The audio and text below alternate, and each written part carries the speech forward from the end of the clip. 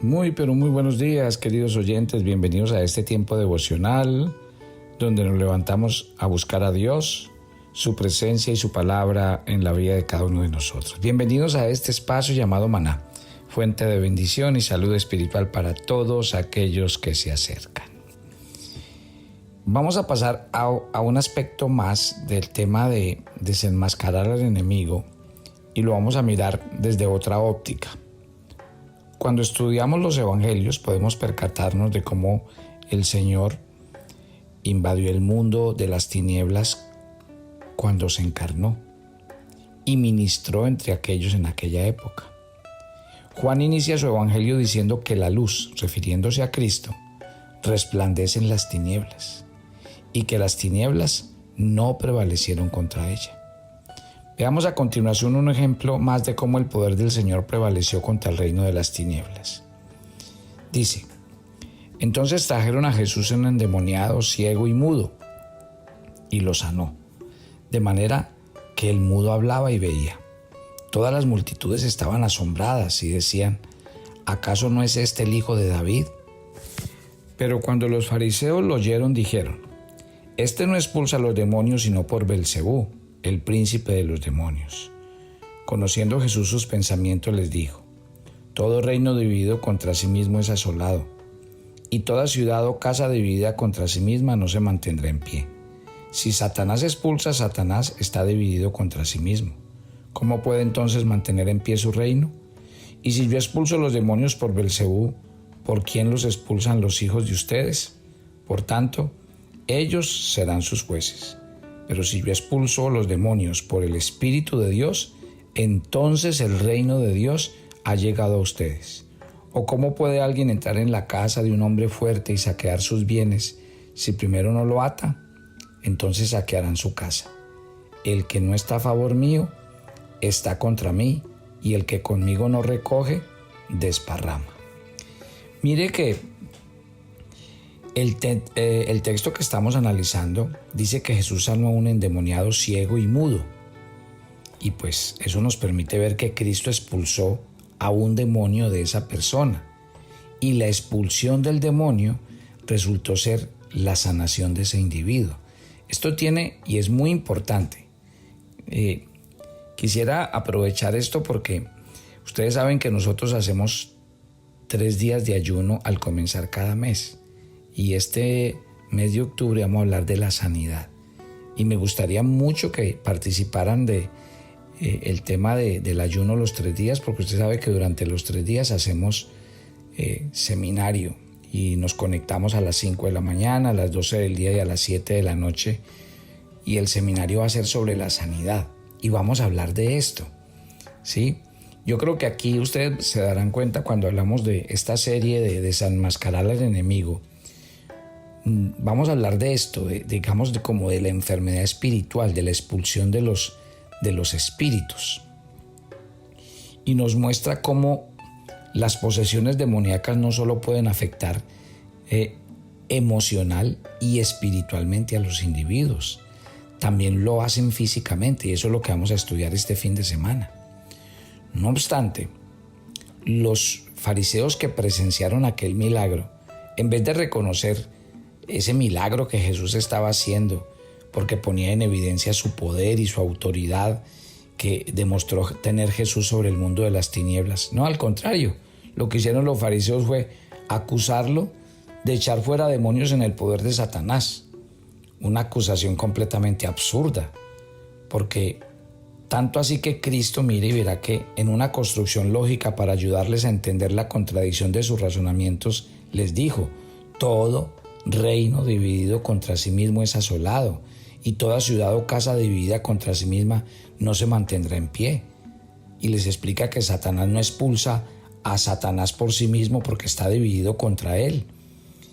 Ahora, Jesús no simplemente le hizo ver a los fariseos su incoherencia de lo que estaban diciendo.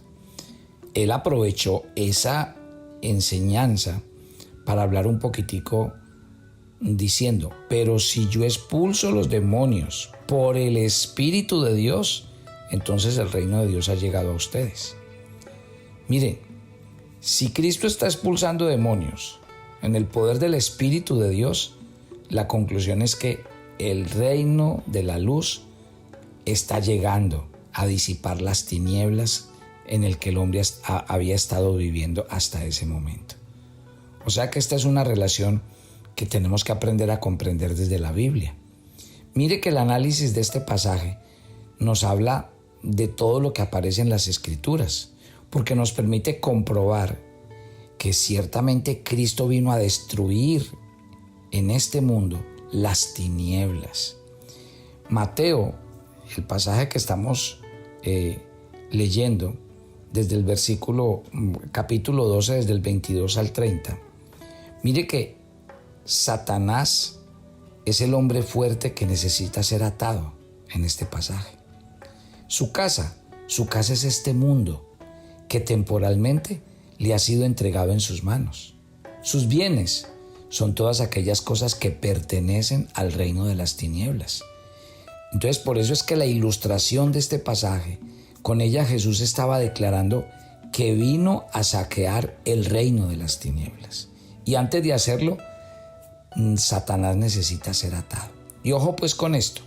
Aquí el Señor lo que está poniendo en claro es que hay dos reinos en conflicto y que el que no está de su lado está en contra de él. Así terminó diciendo el Señor en el versículo 30 de este texto de Mateo 12.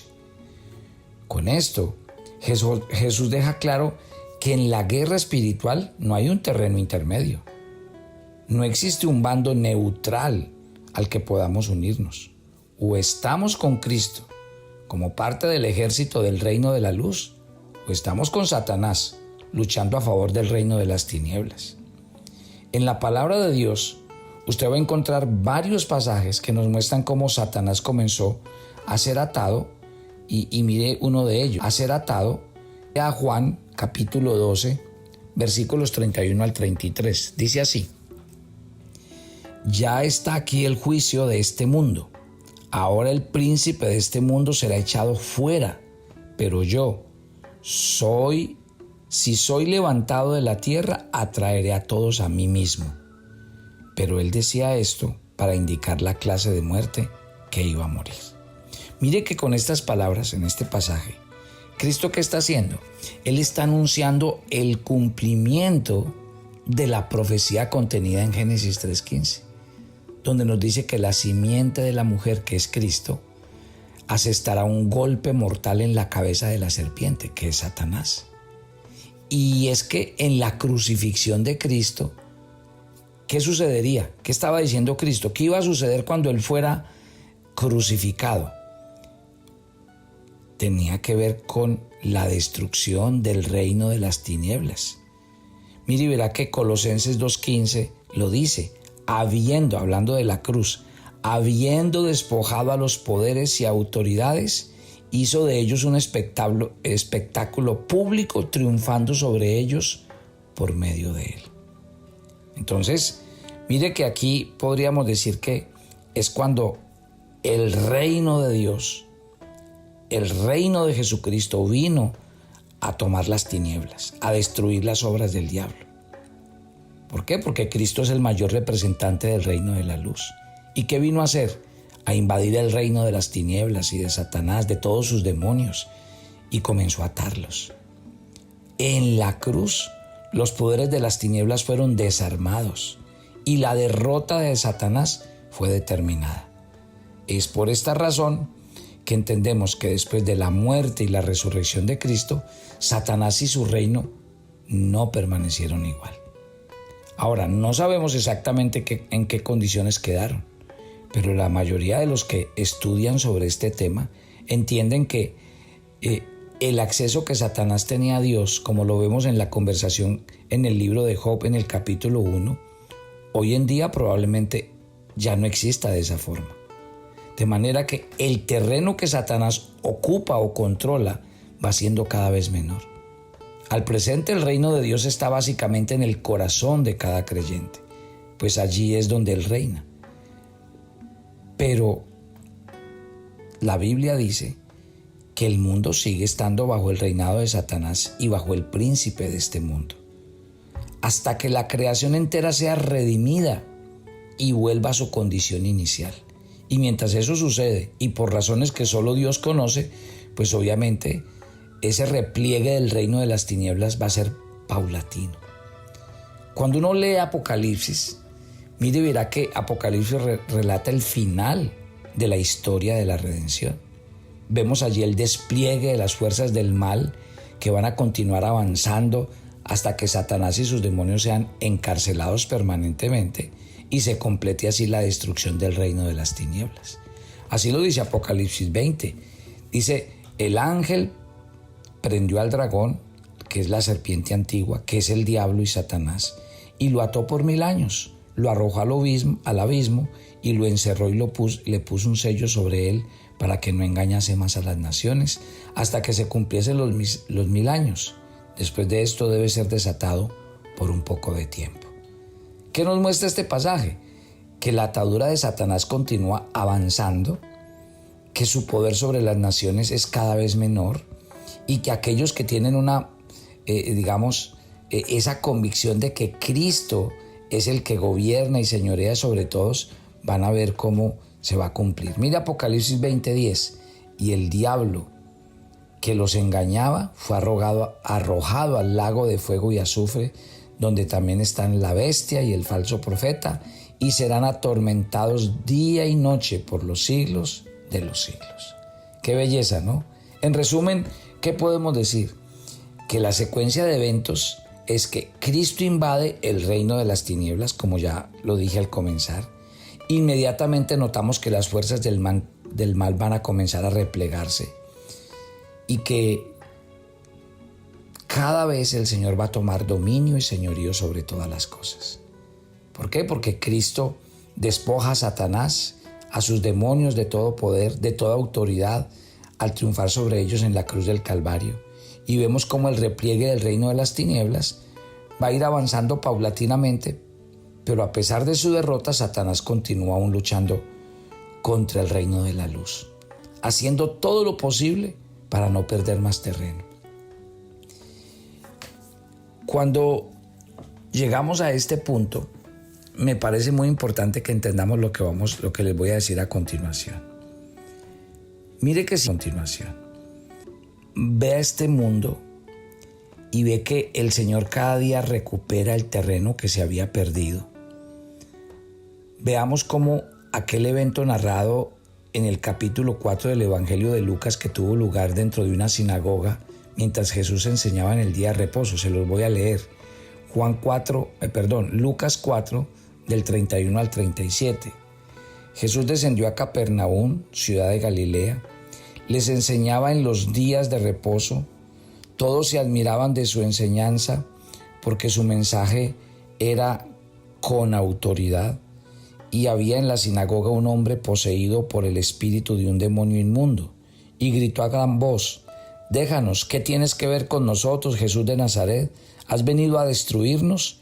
Yo sé quién tú eres, el Santo de Dios». Jesús entonces lo reprendió diciendo: «Cállate y sal de él». Y después que el demonio lo derribó en medio de ellos, salió de él sin hacerle ningún daño. Todos se quedaron asombrados y discutían: ¿qué mensaje es este? ¿Por qué con autoridad y poder manda a los espíritus inmundos y salen? Y su fama se divulgaba por todos los lugares de aquella región. No era la primera vez que alguien se paraba a enseñar en la sinagoga, pero los que estaban presentes aquel día reconocieron que delante de ellos había alguien que traía un mensaje con una autoridad que hasta ese momento ellos desconocían. Que esta era la persona quien quizás ellos estaban esperando y en quien podían poner su confianza y en quien pudieran encontrar la esperanza que hasta ahora no habían tenido. Sí, podríamos decir que en ellos había algún temor con relación a Satanás y sus demonios, pero que esta era la persona con autoridad y sobre el reino de las tinieblas en quien ellos finalmente podían poner su confianza. Y al liberar a aquel hombre poseído, Cristo demostró su poder y su autoridad sobre el reino de las tinieblas. Ahí mismo en Lucas, en el capítulo 4, pero ya en el verso 41, podemos una vez más ver la autoridad de Cristo sobre el reino de las tinieblas por su evidente habilidad para atar y expulsar a los demonios y el reconocimiento de dicha autoridad por parte de los espíritus inmundos, porque leemos en el verso 41 de Lucas 4, también de muchos salían demonios gritando, tú eres el Hijo de Dios, pero reprendiéndoles no les permitía hablar porque sabían que Él era el Cristo. Tremendo, ¿no? O sea que, contrario a los fariseos presentes en la sinagoga, los espíritus inmundos nunca tuvieron inconvenientes en reconocer que Jesús era el que estaba frente a ellos, que era el hombre que tenía la autoridad. Cristo no sostuvo ninguna conversación con estos demonios. Por el contrario, ni siquiera les permitió hablar. Este texto especifica que Jesús no los dejó hablar porque ellos sabían que Él era el Cristo. Y aquí podemos concluir entonces que Cristo los manda a callar porque no quería que los demonios dieran testimonio de Él. Si Cristo va a recibir algún tipo de reconocimiento, Él no lo quiere recibir por parte de los espíritus inmundos que están dando testimonio de su divinidad por razones incorrectas. No, Él quiere que ese testimonio lo demos nosotros. También el Evangelio de Marcos nos narra otro encuentro que demuestra que Cristo vino a destruir el reino de las tinieblas. En el capítulo 5 de Marcos, en los versos 1 al 9, llegaron al otro lado del mar, a la tierra de los Gadarenos, cuando Jesús salió de la barca. Enseguida se acercó a él, dentro de los sepulcros, un hombre con un espíritu inmundo, que tenía su morada entre los sepulcros, y nadie podía atarlo ni con cadenas, porque muchas veces había sido atado con grillos y cadenas, pero él había roto las cadenas y destrozado los grillos, y nadie era tan fuerte como para dominarlo. Siempre, noche y día, andaba entre los sepulcros y en los montes dando gritos e hiriéndose con piedras. Y cuando vio a Jesús de lejos, corrió y se postró delante de él y gritándole a gran voz dijo, ¿qué tengo yo que ver contigo, Jesús, Hijo del Dios Altísimo? Te imploro por Dios que no me atormentes. Porque Jesús le decía, sal de este hombre, espíritu inmundo. ¿Cómo te llamas? Le preguntó Jesús. Me llamo Legión, respondió, porque somos muchos. Aquí vemos cómo al leer esta historia, que este hombre poseído por un espíritu inmundo es quien toma la iniciativa de acercarse a Jesús, de postrarse delante de él. Tremendo. Cualquiera pensaría que su reacción inicial es salir corriendo de la presencia de Cristo, pero no fue así. Y es como si los espíritus inmundos no pudieran resistir el hecho de que Cristo es el Señor y que ellos deben postrarse ante Él. Y esto es precisamente lo que el apóstol Pablo describe en los Filipenses, donde dice que en el nombre de Jesús se doblará toda rodilla de los que están en los cielos, en la tierra y debajo de la tierra. El ruego que salió de este endemoniado nos enseña que la mera presencia de Jesús ya representa para ellos tormento. ¿Por qué? Porque Jesús vino a deshacer las obras de las tinieblas. Sí ven lo interesante de este texto, pero se me acabó el tiempo. Hoy me pasé un poco más, pero ya la próxima semana hablaremos y vamos a hablar un poquitico de este tema, de los espíritus, de los daños que producen, de las enfermedades, así que muy atentos. Y recuerden, los que quieran compartir con nosotros el ayuno de 3 días, estaremos sábado, domingo y lunes haciendo 3 días de ayuno donde vamos a hablar de sanidad, de liberación, de restauración, y sería muy bueno que participaran de este seminario para que oremos por ustedes. Padre, gracias por esta mañana, por el comenzar de este nuevo día. Nos encomendamos a ti, te entregamos nuestras vidas y gracias de verdad por traernos libertad, porque muchos de nosotros hemos sido libres y hemos experimentado libertad porque tú has venido a deshacer las obras de las tinieblas. Te entregamos nuestras vidas, cúbrenos con tu sangre, guárdanos del mal y gracias por ir delante de nosotros en Cristo Jesús. Amén y amén, y yo los espero mañana en nuestro viernes de oración en Maná. Bendiciones para todos. Toma tu agenda devocional Maná. El pasaje sugerido para la lectura en tu devocional personal el día de hoy es 2 Corintios 2, del 12 al 17. Quienes compartimos la palabra de Dios somos olor fragante en donde estemos. Así que no calles, permite siempre que el Espíritu Santo hable a través de ti. Te invitamos ahora a que respondas las preguntas que encuentras en tu agenda que te llevarán a conocer cada vez más a Dios y crecer en tu vida espiritual. Y para confirmar tus respuestas, visita nuestra cuenta de Facebook Devocional Maná. Si quieres enterarte de nuestros temas, reuniones y devocionales, suscríbete a nuestro canal de YouTube Devocional Maná y da clic en la campanita de cualquiera de nuestros videos para activar el recordatorio. El maná era diario. Se recogía muy temprano en la mañana. Cada uno recogía según su necesidad y se recogía por familias. Muy pero muy buenos días. Bienvenidos a este tiempo devocional donde nos levantamos a buscar a Dios, su presencia y su palabra en la vida de cada uno de nosotros. Maná, el alimento espiritual diario que no puede faltar en nuestras vidas. Conduce Carlos Ríos.